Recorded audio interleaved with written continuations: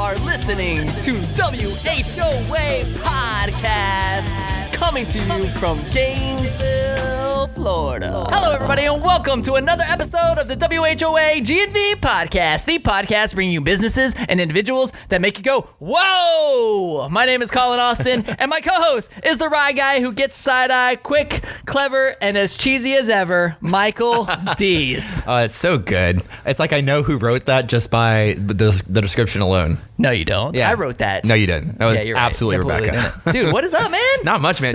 We're about to record episode 77. What, 7? Golly. Can you believe it? You can't even believe it. I can't believe it. Well, because I've only recorded maybe half that with you, but that's why I can't believe it. That's true. But congratulations on episode 77 for you. Thanks, man. I'm excited. This is so much fun. And, you know, here we are. This episode goes out October 28th. We got Halloween. Almost Halloween. It's almost time for me to pull out my Deadpool costume. Oh, God. We were just talking how I should have worn it today. It would have been epic if I was wearing it right now, but maybe next year, you know. I'll have a red Vespa for you next year when you can ride it. We just got back from Columbus, Ohio. I had the opportunity to speak in Columbus at AIM Expo, which was epic. It was awesome. Did you like going? It was really good. I mean, what was the best part for you? The best part for me, so I went there with a complete mindset of service department. That's where I was focused on. I think last year when we went, it was in Vegas last year. I was more focused on new product sales, stuff like that. But this time I was kind of focused on service. So I got to pick some brains of people that feel like they run their service departments pretty well. So that was actually really beneficial. It wasn't the speakers or something. It was actually talking to other dealers for me. So that was really cool. What are you saying? The speakers weren't good? There's one that just he uses a lot of at signs and dollar signs in his social media stuff. I don't know. Michael's talking about me, guys. I had the opportunity to speak at AIM Expo. It was really cool. Got paid to go. They flew me up there, put me in a hotel. Got to do 2 talks, one on social media and one on the UCE, Ultimate Customer Experience. Right. It was good. It was I wasn't prepared for how much I'd enjoy Columbus. Yeah. It was actually a really cool place. Really cool. As a Gator fan, I wasn't really excited how much I liked Columbus, but it was all right. But you have to tell a story real quick about your dad, though, because that was crazy. That was pretty epic. So everybody, get this. My dad is a pilot for Southwest Airlines, and here we are, I'm sitting in one of the speaker sessions, right? The day before, I'm listening to another speaker, and all of a sudden I start seeing text messages popping up on my iPhone. And so I'm like, what's going on? I see it's my mom, it's my wife, it's my dad. It's gotta be pretty scary. I'm seeing it from, it's on the table, a foot away from me, and I see all this stuff popping up. I'm like, oh my gosh, what's going on? So I instantly grab it, and everybody's freaking out because they're like, dude, your dad's gonna be in Columbus. And my wife Shannon's like, your dad's gonna be in Columbus. My dad's like, hey, where are you staying at in Columbus? And I'm like, I'm at the Hyatt Regency. He's like, I'm gonna be right across the street tonight. My leg of my flying ends in Columbus, and I'll be there. I probably won't be at the hotel till 11:15, but if you guys want to meet up for a beer or something, let me know. I'm like, all right, cool. So, dad flies into Columbus, but in addition to that, he in the same text message, he's like, and I just found out that I'm flying your plane home. So he's flying the plane that I'm actually on. And you guys we don't plan any of this. I just book my travel like any other normal person, right. So I just booked the travel, and the fact that I got on his plane flying home, I don't even know what the odds of that are. It's got to be billions. It's never happened, right? It's that's the first time you've ever flown on your dad's plane, right? Yeah, that's what he said. It's the first time in all my life that I've ever flown on a plane that my dad was the pilot. And so I don't know, it was really, really cool. So he flew the plane home, and of course, it was another cool first because he got to see me speak on Friday morning because his plane didn't leave Friday morning until I don't know, it was 11 something, and I was speaking at 9:20. So he came and saw me speak for the first time. I flew on his plane, going home for the first time. It was very serendipitous. It was a really cool first for me too, because I got to sit in the cockpit like a little 8-year-old kid. What does this do? What does this do? Yeah, that was pretty epic. So it was definitely exciting. So that was definitely the highlight of the trip for me. But yeah. It was great. It was a great time. And now the Gator, here we are, October 28th. Hopefully we're 8-0 at this point. Yeah. You did not think we were going to beat Auburn. Yeah, flashback to our episode 74 with John Dar, where I was like, I don't know about the Auburn game, but they did well. They did real well. Yeah. So hopefully we're 6-0 now as of this recording. By the time this goes out, we got LSU, South Carolina. You know, challenge, can we man. go 8-0? That's going to be what's tough. LSU's they're looking good, man. I'm excited. Yeah, so we'll see. We will see. I always wonder if like our audience gets tired of us like talking about it, like trying to predict this stuff. gosh, and by the time it comes out, because we were like talking about Felipe Franks that one time, and then he was actually like hurt, and like we didn't. Oh. Yeah, who knew? Yeah. Who knew? You know. And also, we had Jamil on, and we were talking about the Cardinals and Braves, and now they're as of this recording, they have Game 5 in the NLDS tomorrow. Okay. Yeah, so I haven't sent him any messages yet because I'm not a trash talker, but but it's win or go home tomorrow with Actually, his team in mind. So. While you're like mentioning Jamil, I want to give him a little quick shout out because he joined our Patreon. Oh, thanks, Jamil. Yeah, man. So he's supporting us on Patreon. So thank you so much for that. And I also want to give love to our sponsor, man, Opus Coffee. We've had our last couple of meetings, like for repaint, over at their new location on Brand Monday new, mornings. yeah. Dude, it's a beautiful spot, and I just want to give love to our sponsor, Opus Coffee. You guys support Opus Coffee. They just opened up that brand new location across from the Innovation Hub at 800 Southwest 2nd Avenue. And just mad love to them. Really appreciate you guys taking care of us and sponsoring this podcast. And I want to give a shout out to our nonprofit of the day, Extraordinary Joy. They have their 4th annual masquerade ball for rare chromosome disorders. They're gonna have like this event at this ball. They're gonna have like a fire breather, magicians, tumblers, and of course food and drinks. It's on November 16th, and you can check out extraordinaryjoy.org. That's just XTRA, extraordinaryjoy.org, to purchase tickets. So mad love Definitely to them. Support our nonprofits here in Gainesville. And dude, I am beyond excited to get into today's episode. Dude, I know you've been pumped. Well, it has been a couple weeks since we recorded because of the trip and everything else. You guys like literally recording the podcast is It's the highlight of the week. It really is. It really is one of my highlights of the week. I just absolutely love it. But, here I am. I'm going, I'm at a coffee shop recently. Sitting there and I walk by a table and I see my buddy Derar sitting there, and I'm like, oh my God, dude. Like, I follow this guy around on Instagram, and following his travels everywhere. And I'm like, man, I just need to be where he is. How do you get a slice of that life? Yeah. So I'm like, dude, if you're in Gainesville, I want to interview you on our podcast. I want to share your story and talk about it and hear about the travels and entrepreneurship and everything else. So you guys, let me introduce to you our special guest of the day. Today on the show, we have Derar. Oh, you almost Ayoush. Yeah. Dude, I practiced right before too. Derar Ayoush, founder of Active LLC, a company that organizes group retreats in paradise-like locations worldwide. Derar, what is up, man? Hey, Collin, good to see you, man. Good to see you too, man. Super exciting. I mean, I met you a few years ago. You were doing the HaulBox thing, startup life. I remember borrowing a couple of those bins from you and everything else, and talking to your crew a couple times and just being in the startup. I mean, you guys were in the startup grind. Yeah. Right? That was 2014. That was my graduation year when I met you. Yeah. Time flies. The fact that oh my gosh, the fact that was 5 years ago, blows my mind, because it feels like it was maybe a year ago. Yeah. But wow.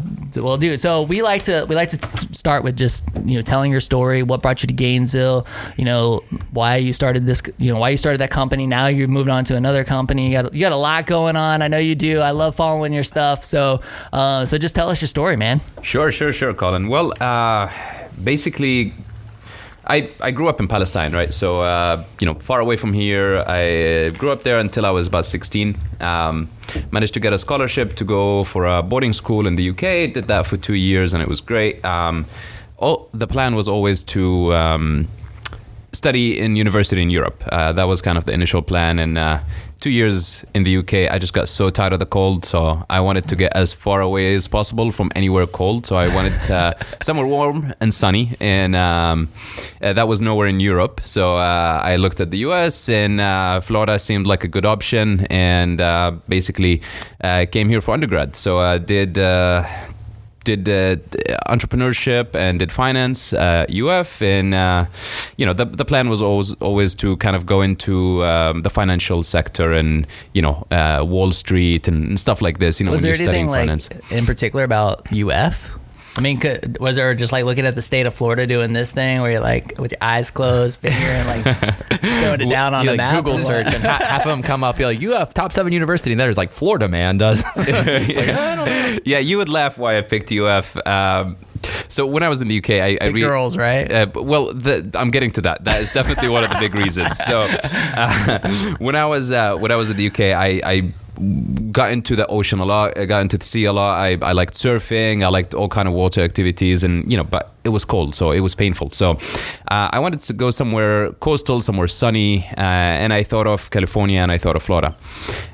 So Florida actually sent out their head of international admissions to that school to recruit some students, and I ended up sitting down with him and I had a chat with him, and it was a great chat, and he kind of really sold me on Florida. And you guys don't know that, but if you've never been in the US before and you think of Florida, what comes up to your head is Miami, right? Cuban girls, Brazilian girls, like, beaches, palm trees, and so on. And you think this is what Florida is, right? And, and then you come to Gainesville, the closest body of water or closest, access to ocean or sea or whatever. It's an hour and a half away. And it's definitely not Miami, but I'm glad it's not. Because, what you want when you're young might not be exactly what you want when you grow up, right? So Miami is good. It's kind of like a theme park. You go to it every once in a while, for me at least, but I don't see myself living in a place like this, Gainesville is a very, very special for me right now. And it took me quite a while to realize how special this place is, and but I'm glad I kind of stuck it out, and now I'm really seeing what the beauty of it and what it gives back to you as a person being here. How long did it take you to figure out how special this place was?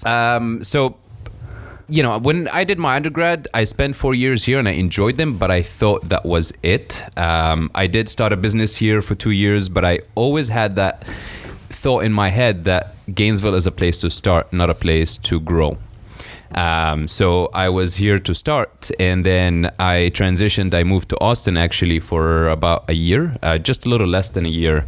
And it was a great experience. It was an eye-opening experience being in a different city in the US, and doing the entrepreneurship thing there, which Austin also has a very good entrepreneurship environment. But I came back.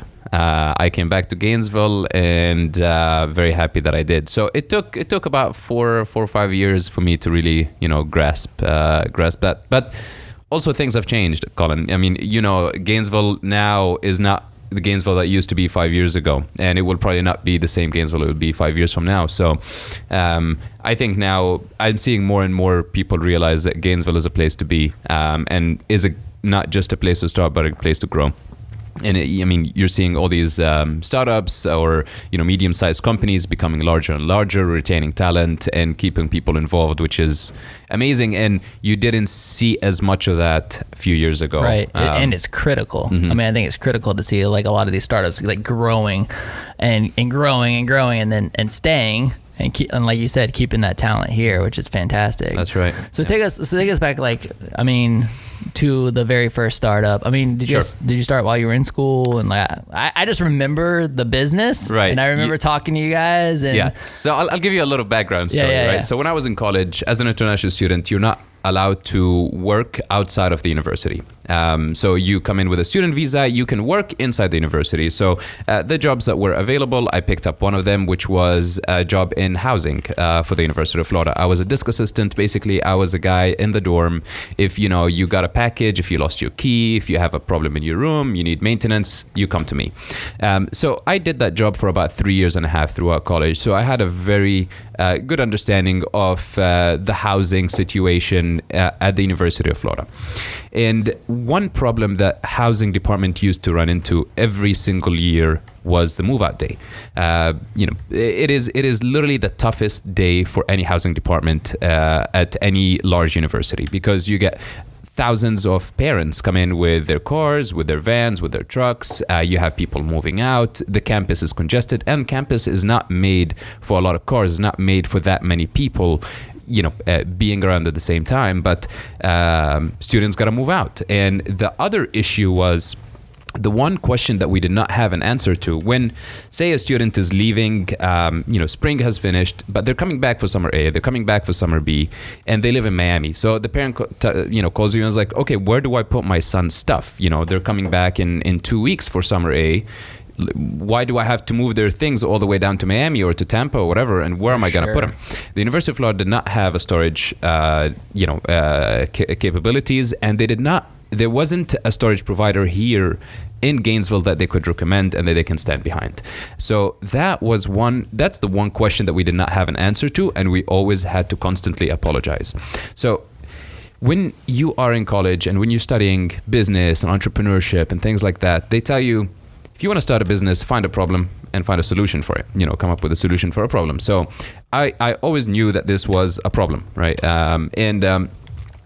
Once I went to an event by Gator Lab, which was Gator Lab. It's kind of an incubator program that was geared towards students and young people who want to start up, start businesses and stuff like this. And they had different genres of, different startups or different industries. And one of them was storage.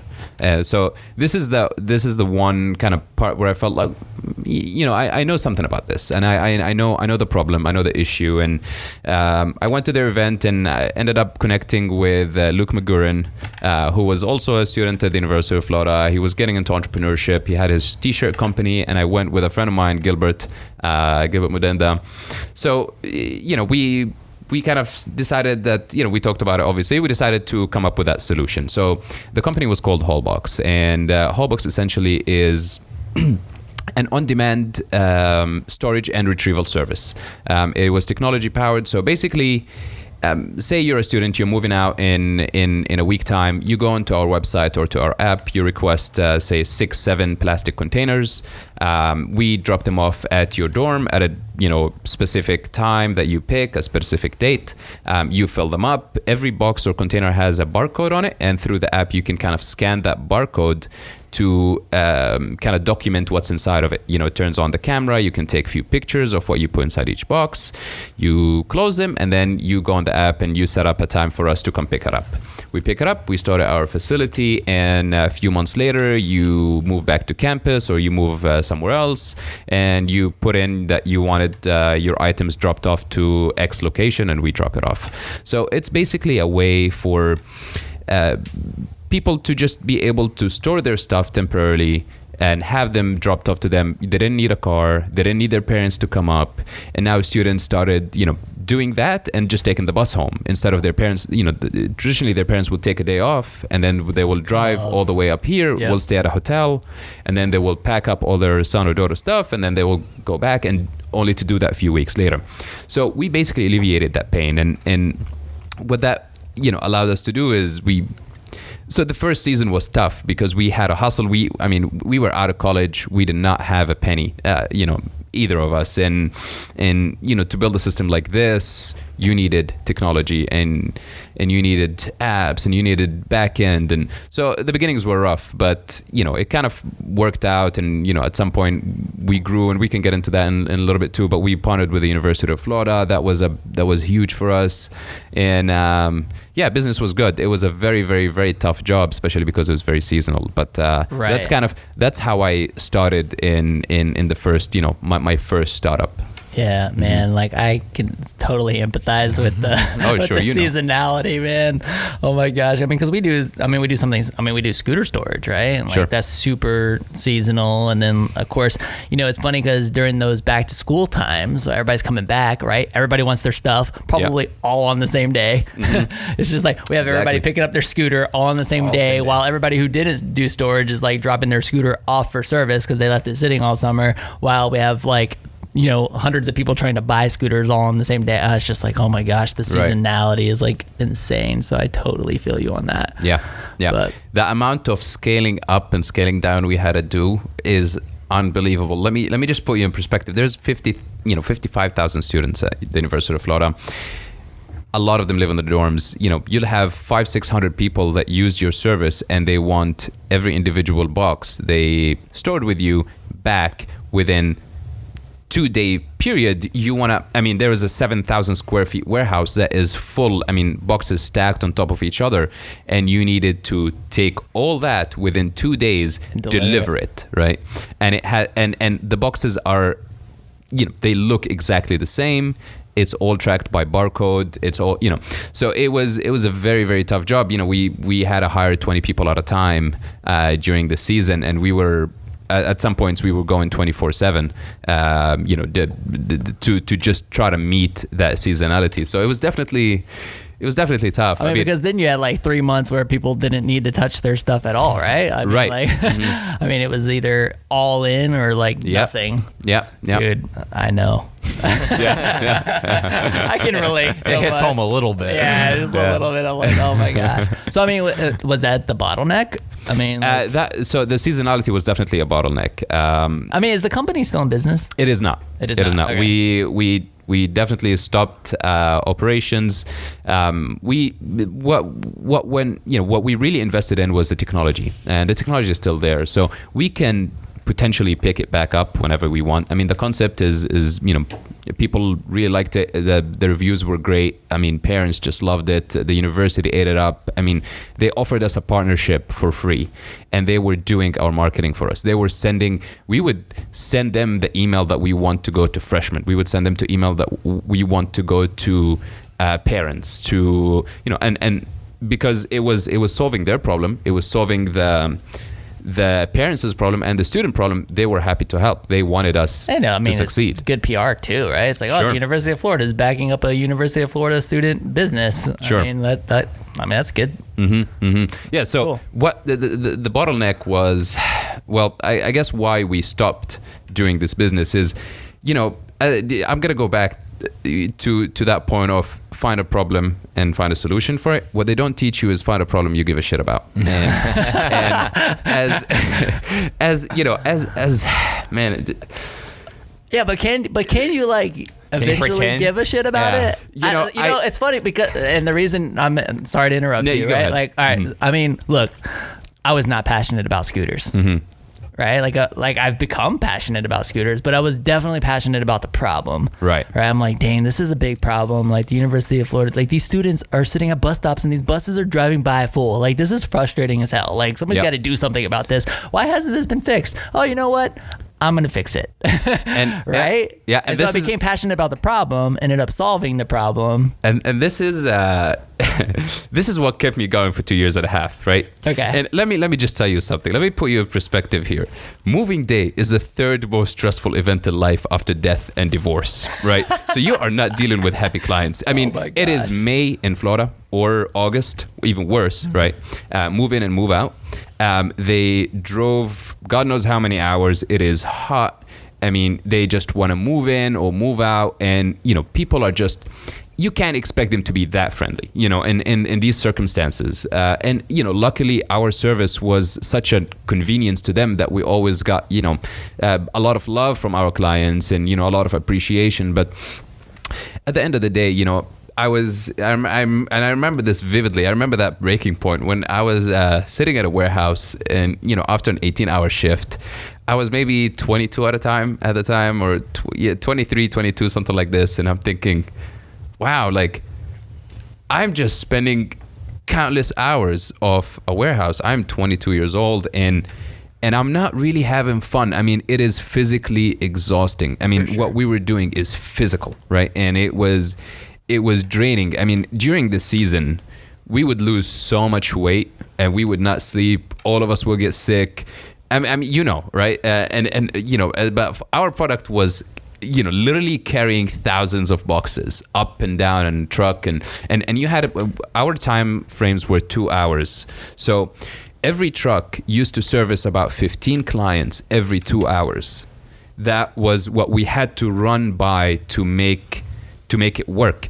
And when you need to check in or out 15 people in a 2 hour, you know, time period. I mean, moving companies do a client, maybe 2 clients a day. You know, we were doing 15 every 2 hours, each truck, each team. So, I mean, the efficiencies we worked out were amazing, you know, but still at that point is I wanted to do something I am so passionate about and I enjoy the most. And that was very difficult for me to pull the plug on HaulBox, because especially when it's your first company and when you're going against everybody's popular opinion, right? Yeah, especially my parents. I have Arab parents, Middle Eastern parents. Their son is either a lawyer, either a doctor, or something within that. So you're already going against the grain, and the thought of being a failure in in your first business is like, oh my gosh, I'm never going to hear the end of it. Exactly. And at the beginning, my parents were like, you have a finance degree. You got a job on Wall Street. What are you doing hauling boxes? And what they didn't get is it was so much more than hauling boxes. I mean, I learned marketing. I learned software development. I learned so much. I learned sales. If I went to Wall Street and I sat at my, prop trading desk and, just traded equities for 8 hours, okay, great. I will get really good at that one specific skill. But what if I get bored of it and want to transition? I don't have any transferable skills at that point. So this was my thought process is, I fell in love with entrepreneurship because it just teaches you so much more than what any particular job does. And this is why I decided to stay with it. And, giving up HaulBox was extremely difficult, but I did because I knew what was coming is going to make me a better person and is going to really kind of satisfy my, my love for life a lot more than, staying in a warehouse for 18 hours. Yeah, that's so good. It makes me think about, just new scooters for less, just entrepreneurship in general. We got Repaint the Wall now. Like we're doing I like to do a lot, right? I love being an entrepreneur, but it feels good. It feels good knowing that if all of it fails, New Scooters for Less is gone tomorrow, Repaint's gone tomorrow, podcast, everything's gone tomorrow, right? Mm-hmm. Dude, I legitimately think that I can get a job with a ton of companies in Gainesville, Florida. Yeah, you know what I mean? I legit, correct me if I'm wrong, but I it feels good having that, thinking that, okay, I believe that I could go get a job tomorrow if I had to.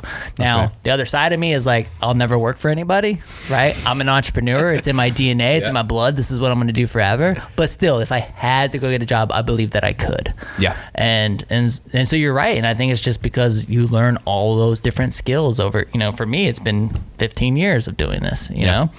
So I think you're spot on. So what did parents say to that? Parents are very supportive. Since I was young, they knew I was going a different route from whatever the normal route is. And since I was young, I was always trading in things, and I never had the knack for, I never wanted to be an engineer. My brother's an engineer. He works for Apple, and he's the epitome of somebody who's very smart. He does what he needs to do to get where he needs to get, and he doesn't take shortcuts, right? And look where life got him. He works in in Cupertino for Apple, making that big bucks and stuff like this. I was always the adventurous guy that does things a little differently. So they knew going into it that that I would probably do something untraditional, and they were always supportive. But I used to sense the their worry, right? And but thankfully now they see the picture. They see what I've done, what I've accomplished, and how much I grew, and they totally appreciate that, and they're totally down. They're now whenever I have a conversation with my mom, she comes up with all these crazy ideas for startups and stuff, which was amazing. That wouldn't have happened a few years ago. Dude, it's so funny. I mean, it just makes me think about my relationship with my parents. Right. I mean, if I told my parents tomorrow, hey, I'm starting a new company, they'd be like, that's awesome. Exactly. What are you doing? What do you need? But dude, when I started the bit, I'm saying, I think I want to be an entrepreneur. I think I want to start my own business. And my poor dad, as supportive as he is, he hates that I tell this story. But my dad, he told me, hey, and when you fail in 6 months, do not come crying to me for money.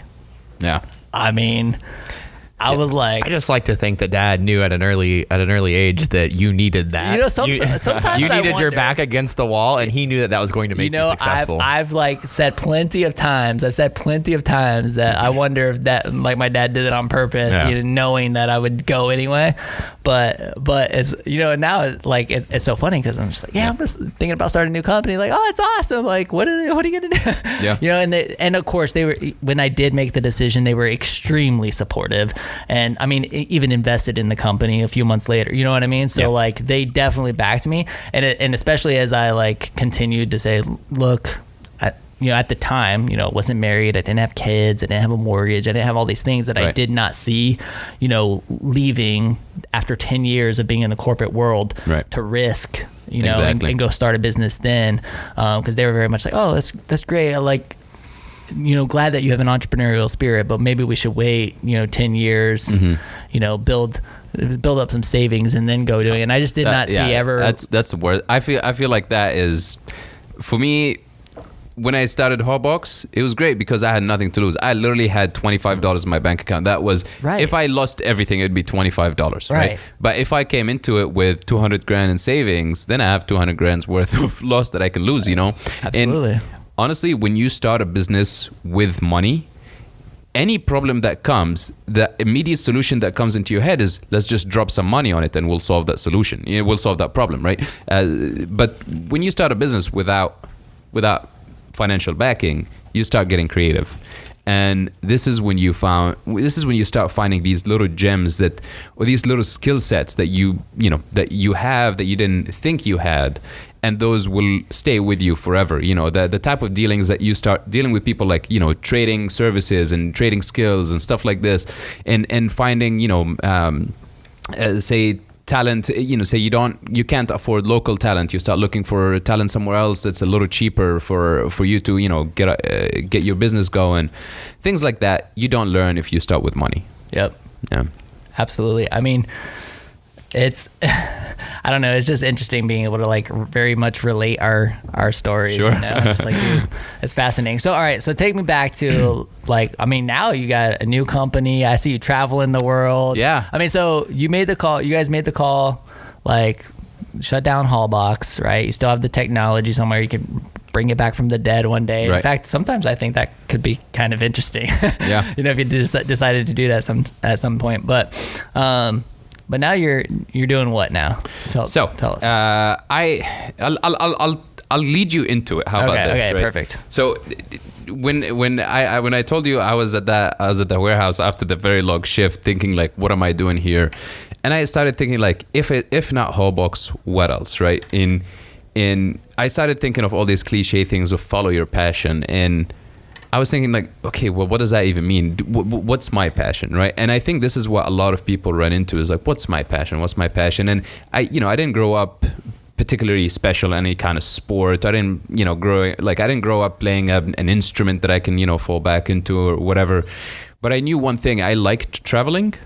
But how can you make that into a profession? Like if you like traveling, you're gonna work at a travel agency and book flights for old people that don't use the internet. So it was a very hard right? I mean, yeah, I guess you could. But so I wanted to actually travel, but how could you make this into a business? And me and actually my previous business partner in the first travel company, we thought through a lot of niches in travel, and she was interested in travel too, and we found that, hey, we love working out of a coffee shop. We love working out of coffee shops, out of co-working spaces, stuff like this. When I had HaulBox, I had 4 offices in the building that we rented, and I never worked in them. I just didn't like that office environment. I wanted to be somewhere a little more social, stuff like this. And I found out that you can get work outside the office. And so basically what we ended up coming up with is a program called the Remote Experience. And what it is basically, say you have a job that you don't need to be in an office for, that you can do it online, which is a lot of jobs now. If you're anything within, marketing, design, software development, even, a lot of people, accounting, writers, stuff like this, entrepreneurs, they can work out of their computers. Traditionally, if you want to travel long term, is you quit your job and you go travel for 6 months and then you come back. That hinders your career, right? And or you just stay in a job and then go for a week vacation here and there. So we basically try to mix both and say, hey, come out with us, and we will take you to 4 different countries. Each month we will be in a different country, and we will organize all the logistics behind you getting work done. So we will rent out office spaces for you guys, or co-working spaces. We will have 24/7 Wi-Fi. We'll have apartments with Wi-Fi in. We'll have, we'll take care of all the logistics, flights, insurances, weekend activities. And it was kind of like a study abroad program, but for working adults. And you'll be surrounded with a bunch of people that also are entrepreneurs or working online or working remotely. So that way you can, really see the world, but also, keep up with your career. So this is kind of what we did. We took out, I think the first trip was 14 people, and it was a 4-month long in Europe, every month a different country. And essentially, they do their work 9 to 5 or whatever it is. And then when they're not working, instead of them living in San Francisco or New York or whatever, now they live in Split, Croatia, or Prague, Czech Republic, or Vietnam, or whatever it is. So those trips were about 4 months in length, and then we do 4 months Europe, 4 months Southeast Asia, then 4 months South America, and we're basically just chasing the summer. So it was kind of like a summer chasing program, and that was kind of how to mix, something you're passionate about and something that makes money, and put them together. And once we did this, life changed so much. Yeah. I can't even tell you. Sometimes I'm just walking and laughing because I really love what I do now, before. Well, you're not lifting any of those boxes exactly. Exactly. Sweating to death in a warehouse. And the motivator for me, it completely changed now. Like my perspective on life really, really changed since when I was in college. When I was in college, or even when I was younger, the biggest motivator, I was always trying to capitalize for money, right? Like that's the biggest motivator. How can I get money? How can I make as much money? Now I'm capitalizing for happiness. How can I live a life that I'm really happy with, And sometimes it doesn't necessarily have to do with how much money you have. Actually, a lot of times it doesn't, right? And I can't tell you, so many of my clients now work really, really good jobs, making maybe multiples of however much I'm making. And they all tell me, I wish I had your job. All right. So when did that shift happen for you? How old were you? It was around that time when I started the remote experience. Actually, I remember reading one of the catalysts for it. It was a book. I don't know. You probably heard of it. It's called The 4-Hour Workweek by Tim Ferriss. And I've been following Tim Ferriss for quite a while, and he had such a great influence on my career and my life in general and how I perceive things. And you start realizing that even when you make money, if you don't have time, that is the issue, because time is the most expensive thing there is. It's not money. It's not a house. It's not a car. For sure. And if you're working all your life, in the US, it has such a culture of, people will posting like, however much they've been worked a 17-hour shift, work whatever, and, hustling. And I love hustling. The hustle is great, but also you got to see why you're doing all that. What are you trying to get? Are you trying to just get money, or are you trying to be happy, right? And I transitioned completely from trying to work as much as I can, is trying to be as productive as I can to leave as much time free for me as possible. And that took a long time to get to this stage where I can work 3.5-hour days, and I'm making more than enough money to keep me happy, and it's growing. But I'm now, making my work in order, of priority. I'm batching things. I'm not chasing things that don't really add value to my business or to my personal life, and just really narrow it down is what's important to me, what's important to the business. Let's just get down to it instead of doing all the fluff. So tell me where's the coolest place you've been? Oof. So the coolest place. So I will tell you my favorite place. Actually, can you answer a couple things? Sure. All right. One, coolest place you've been. Mm-hmm. All right. How much would it cost if I wanted to do this thing? right? Because we're gonna have everybody's gonna be wondering, oh, this is so cool. Like, how much would it cost for me to do this? And then the coolest thing. Actually, start with those two. All right. So so hard to keep track of questions. I got so many questions. You're like talking. I'm like listing questions as we go. How many scooters can I sell in Dubrovnik right now? Like let's go. All right. So coolest place you've been and the cost of the trip. So my favorite place is Bali in Indonesia. It's a tropical island, amazing food, nature, and most importantly, really, really, really great locals. Getting there is the most expensive thing, is the flight. But once you're there, it is dirt cheap. Maybe, you can find a flight for $800 return. But once you are there, I mean, the luxury that you can live in there with a US budget, it is unbelievable.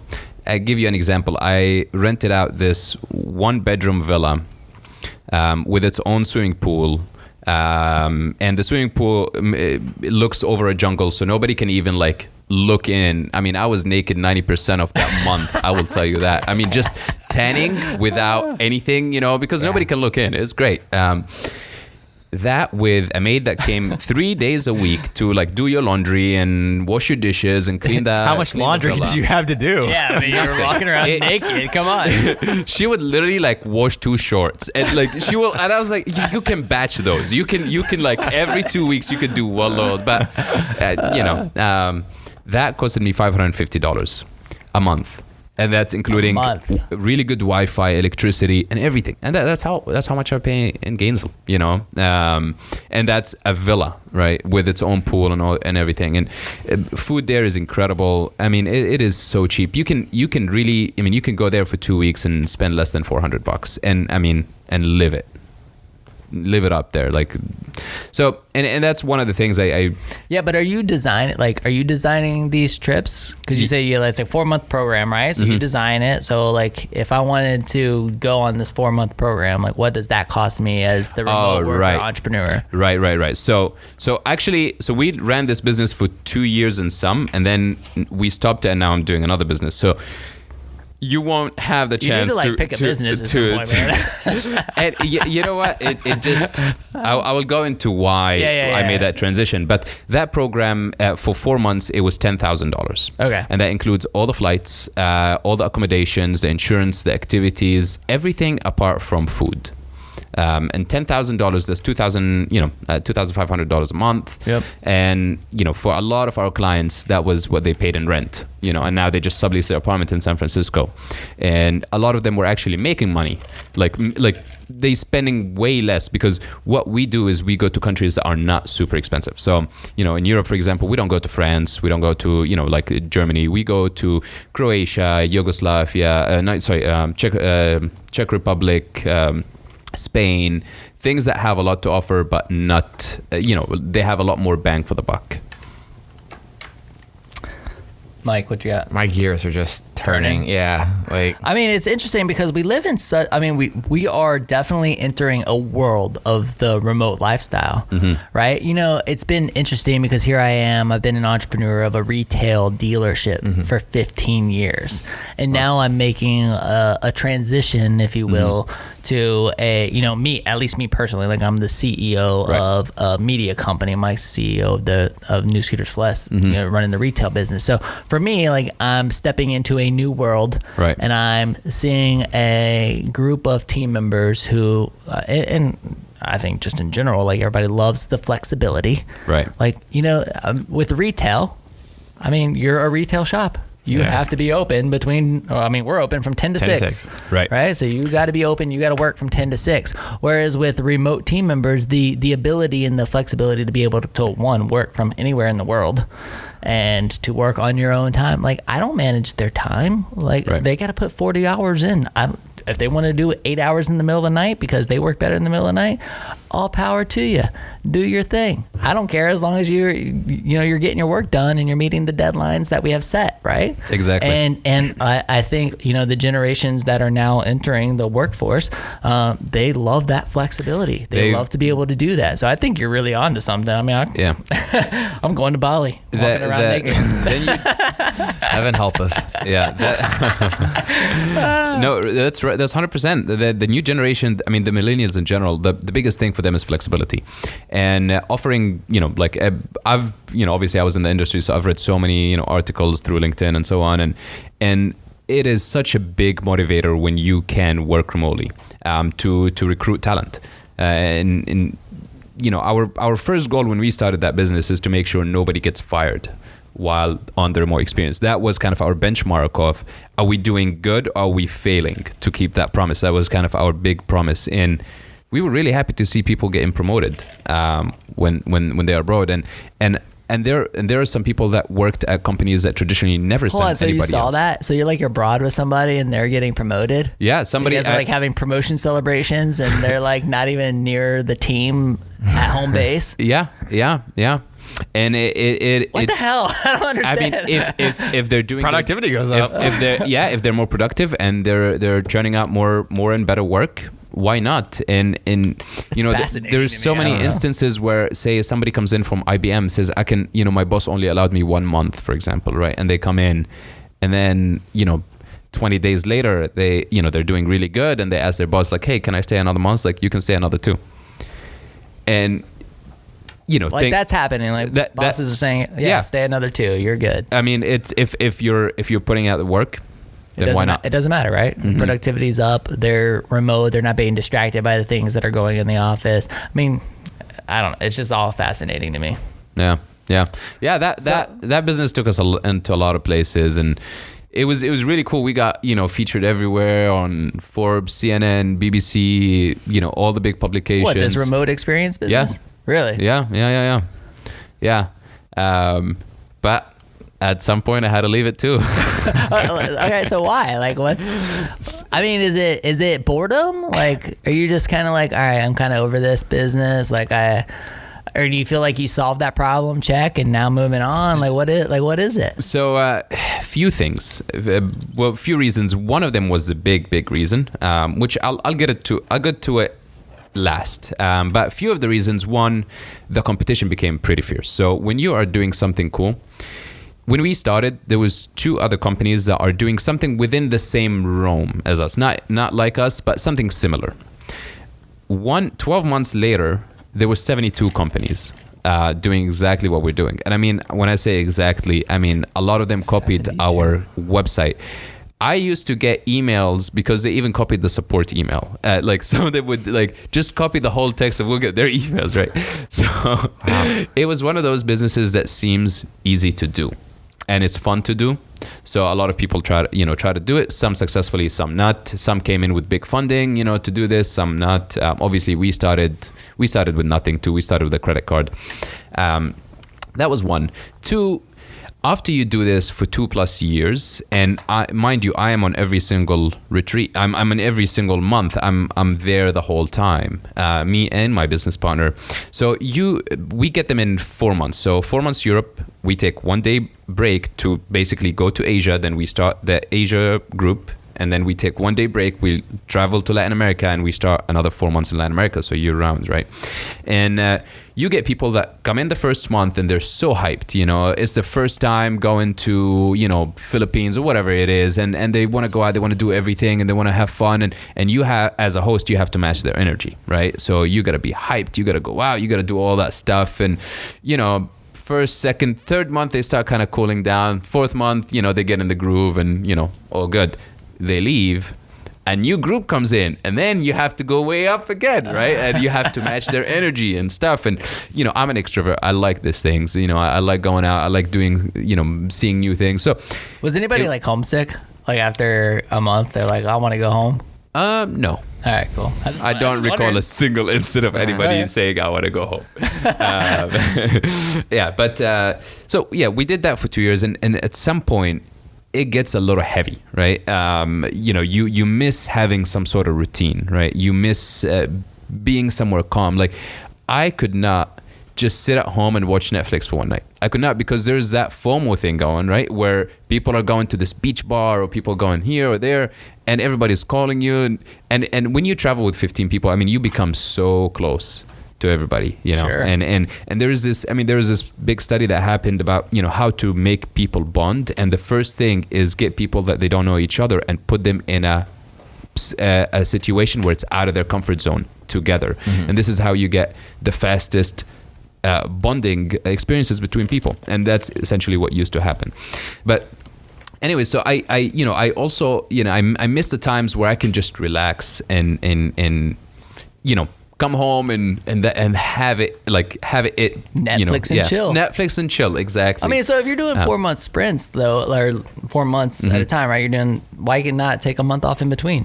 Because so the year is split in 3, right? So you got 4 months, 4 months, 4 months, and every program is a 4-month program. It's already packaged, and when you take a month off, imagine just closing your door for a month. Would you do that? I mean, For new scooters for less? Only if I'm making a lot of money. He doesn't like the door closed for an hour. So. Right, so it's that business didn't make all that much money. Mike just closed this on Saturdays, and I'm pissed. Like, I mean, True story.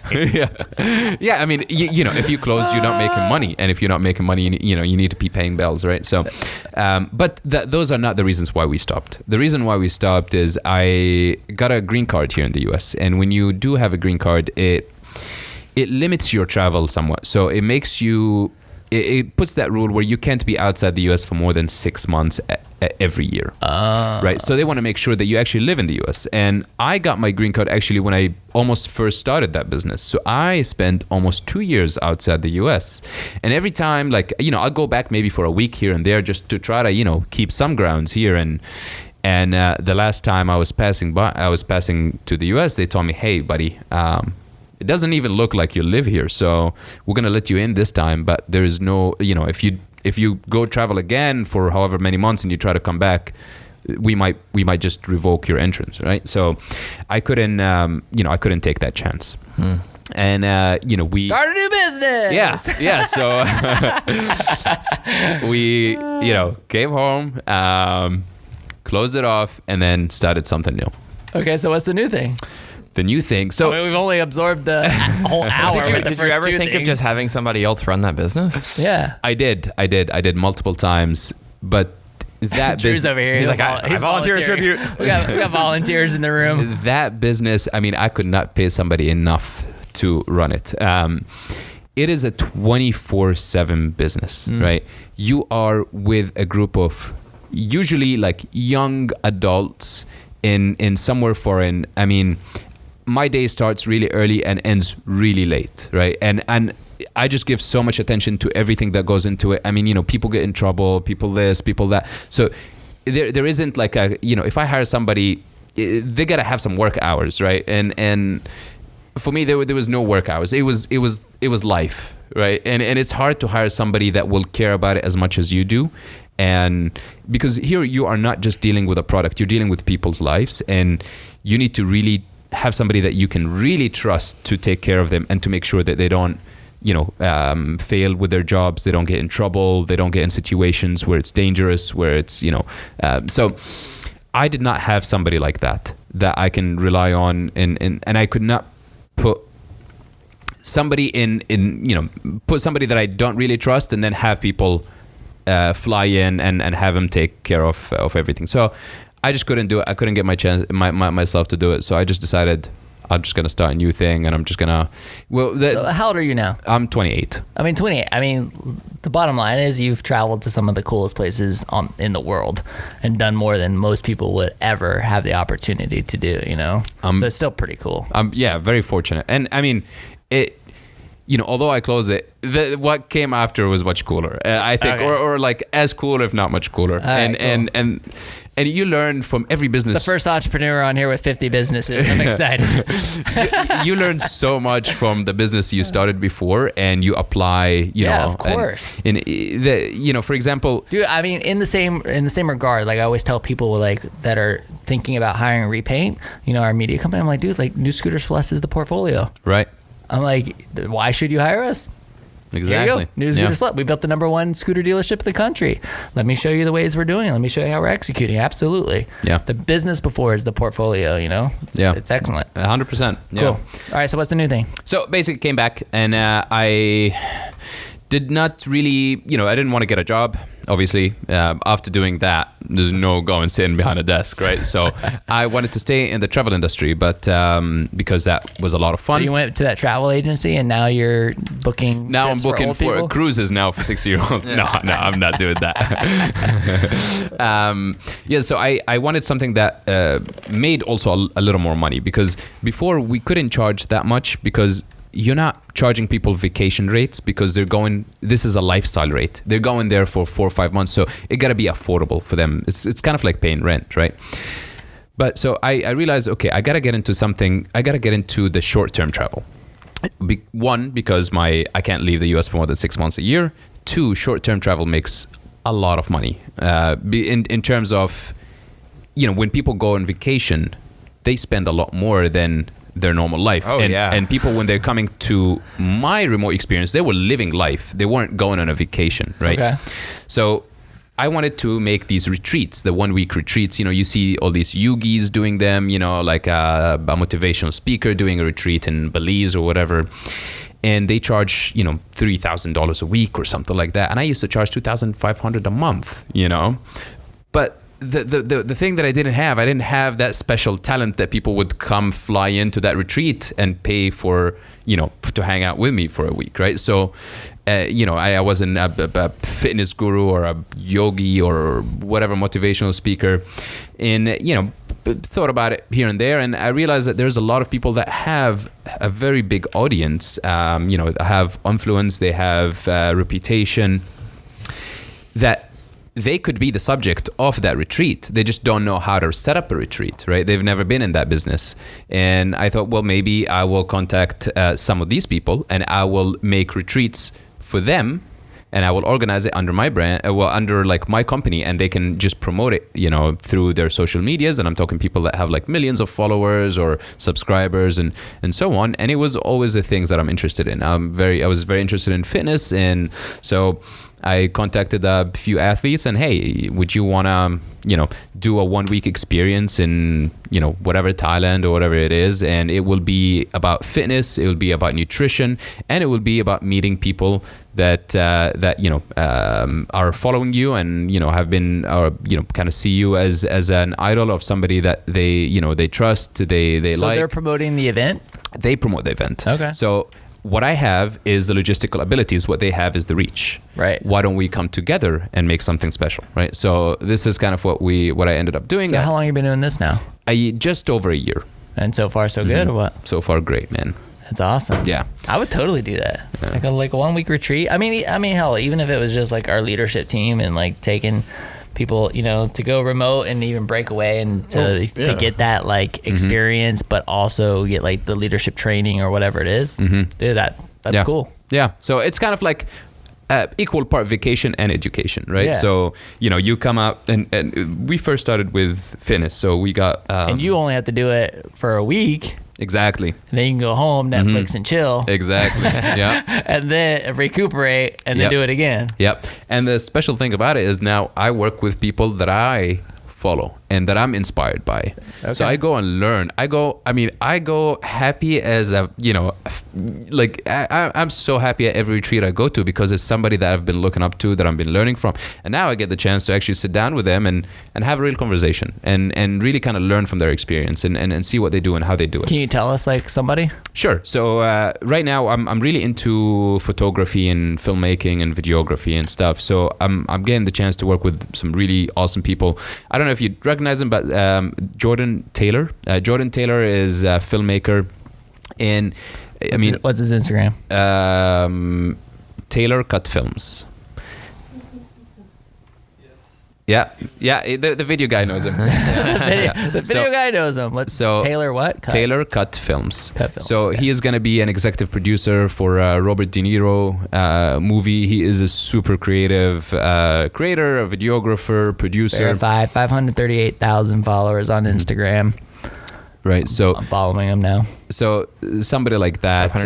So that's somebody that you've had the opportunity to connect with? Yeah. Okay. I've made a retreat with him, and we're making another one soon in India.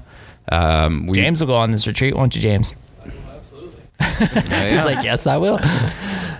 So cool, man. Yeah. So basically, I'm now doing two things, one with athletes and one with content creators and creatives, because those are the two things I'm interested in. And it's really cool when you can see what you're interested in and do something in it, right? So fitness, I get, all these world athletes. We have one coming up with the fittest women in the US in March in Mexico. So yeah, basically that's what I do now. I design experiences. Okay, so the next one's in Mexico? The next one is actually in Thailand. In Thailand. Yeah. Okay, and when? Thailand is January. We have India February. We have Mexico March. Then Chile March. So you design Bali, the April. the logistics of it all. Mm-hmm. I mean, who can go? Anybody? Anybody that Do they have to be invited by one of these influencers, or like, could I go? No, you could go. Anybody, but you see, those retreats are topic specific, right? So, for example, the one with Taylor Cut Films is a filmmaking retreat, for sure, right? So it's usually the people who will spend $3,500 to go are people who are really interested in filmmaking, and the people that have been following this guy and they really, really want to learn from him. Are you seeking feedback from interests of people, like, or is this just like you're interested in video, so you're like, screw it, I'm designing a filmmaking one because this is what I'm interested in. Right. Whoever wants to come comes. I think it's a lot more authentic, and it's easier for you to do something that you're interested in. Right. For example, I mean, a lot of people, I'm just going to give you an example. I mean, they love skateboarding. I can get a skateboarding influencer or somebody who's been in the game for a while, and I can set it up, but I don't know the first thing about skateboarding. How can I imagine what environment they would want to be in if I don't know anything about it? Right. But for example, for filmmakers, I know what they care about. I know for videographers what they care about. I know they want to be in somewhere really cool for sunrise and sunset. I know the kind of environments they want to be in, because that's me. That's something I'm interested in. Right. So I design these experiences around the topic. Right. So and this is why I get people that come up to me all the time saying this has been the best week of my life. I don't want to get into industries that I'm not so interested in that it would seem that I'm just doing it for the money, Mm-hmm. And as so far I don't have to do that, right? Okay, so what are the industries? I mean, you got obviously the videography one, right? The videography and fitness. Those are the two that I'm doing right now. Mm-hmm. Okay. So there's two brands, Active in Paradise, which is a fitness one. And then there's Active Wanderlust, which is the content and the content creation.